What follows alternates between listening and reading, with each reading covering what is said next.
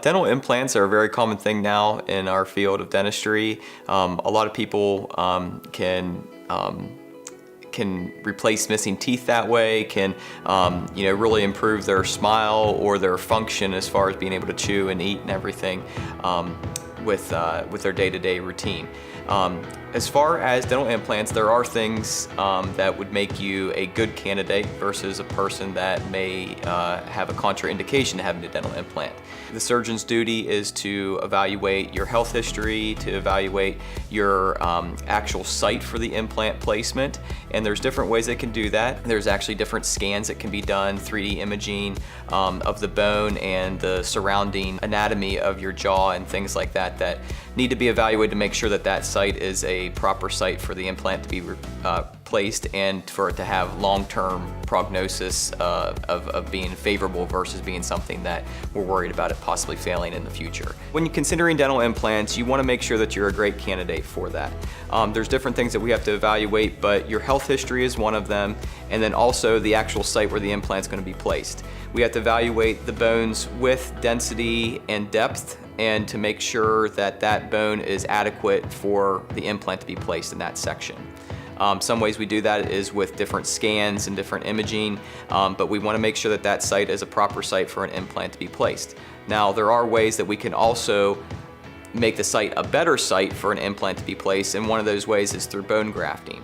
With bone grafting, what we like to do is you have your socket site here where the tooth once was, and then what we do is we use these little particulate matter of bone, and we actually place that into the socket site.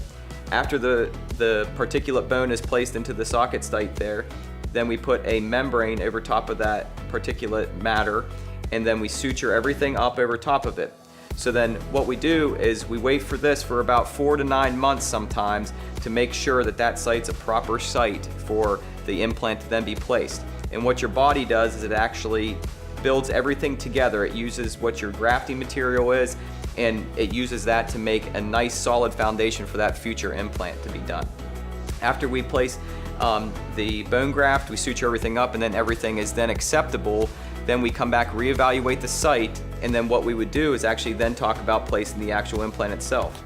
The implant here is a titanium type post. It's a biocompatible material that the body likes to be around. So what we do is we place the actual implant, and then what has to happen is that the body then will basically attach itself to the implant and to fix it into place.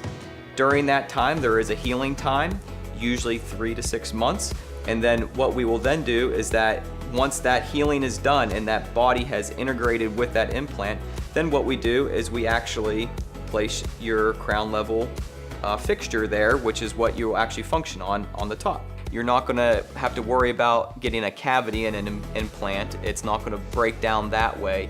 You can fracture portions of implants, but with proper planning and placement and treatment and care afterwards, you usually don't have to worry about those complications.